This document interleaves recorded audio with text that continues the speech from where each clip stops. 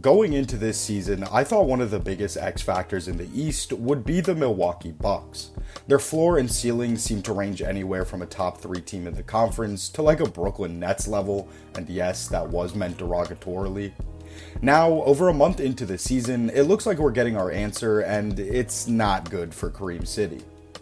After getting off to a promising start as a top 4 seed through the first 3 weeks, the Bucks took a turn for the worst.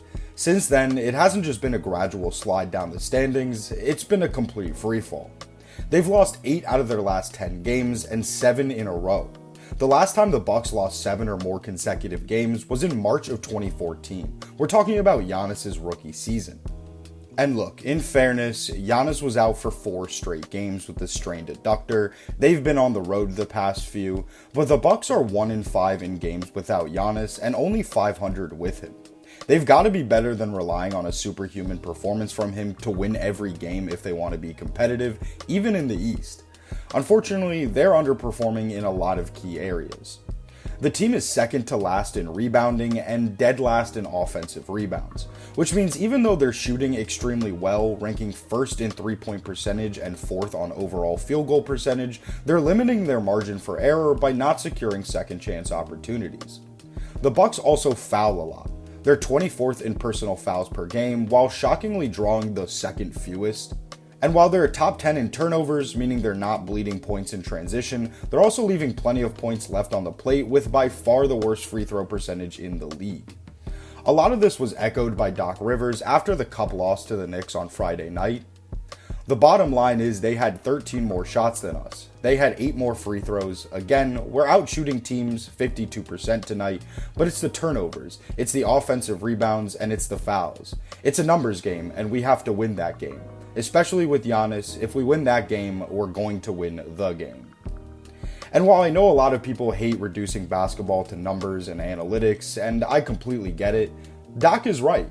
If you're 25th in shot attempts per game, one of the worst rebounding teams in the league, and have a bottom 10 defense with bottom 10 pace, yeah, you're going to lose most games. At that point, it is math, and the math is kicking your ass.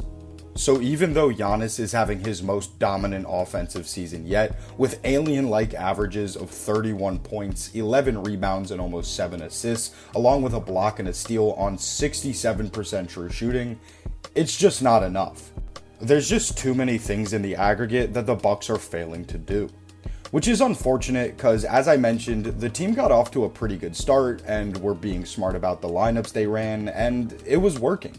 Surrounding Giannis with shooters in a 4-out spacing concept, giving him the ball and letting him be lethally efficient in his minutes. But as of now, that looks like a spark that they had captured and not so much a sustainable business model.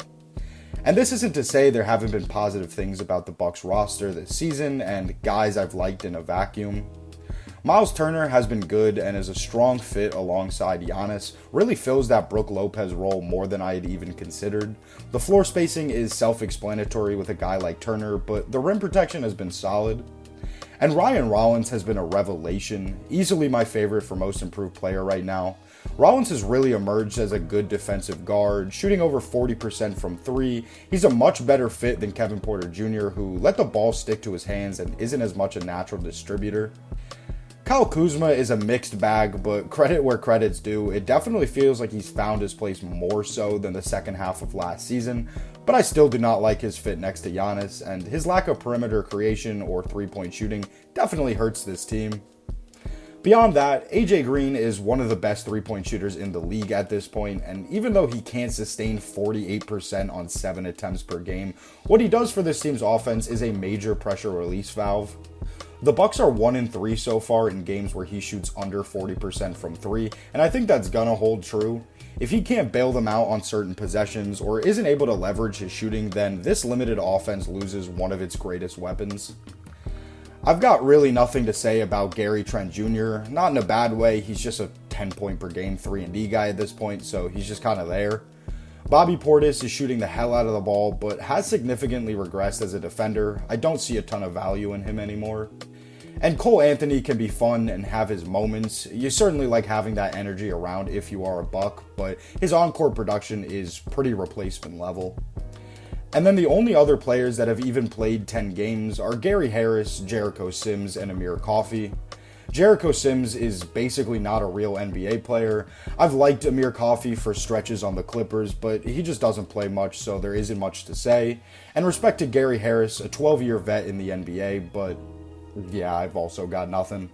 So unfortunately for the Bucks, I don't see many factors on the team progressing in a positive way. If anything, their shooting will come down to earth a bit, and a guy like Rollins might not keep overperforming.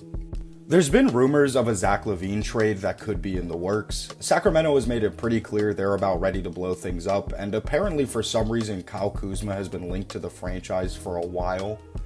They definitely have to attach some more contracts like a Bobby Portis, Cole Anthony, Harris, or Coffey type to make the money work, but even if they could make that deal happen, I'm not sure how much it even moves me.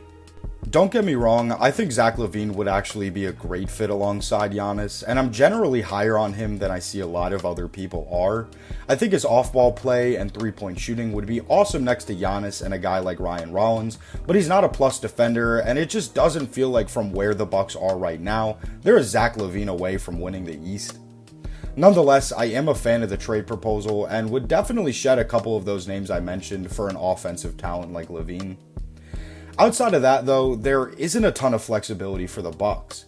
They have a first-round pick in 2026, but owe most of their draft capital over the next couple years. Ultimately, we know someone like Giannis wants to be competing for championships, not just conference relevance. And after almost non-existent postseason runs the last 2 seasons, and things not looking any better, he might finally decide to ask out, which would create one of the craziest markets for a player we've seen in a long time. Okay, that's going to do it for this one. I hope you enjoyed this video. Thank you so much for watching. Let me know what you think about how the Bucks are looking and if you think a Giannis trade could be in the cards.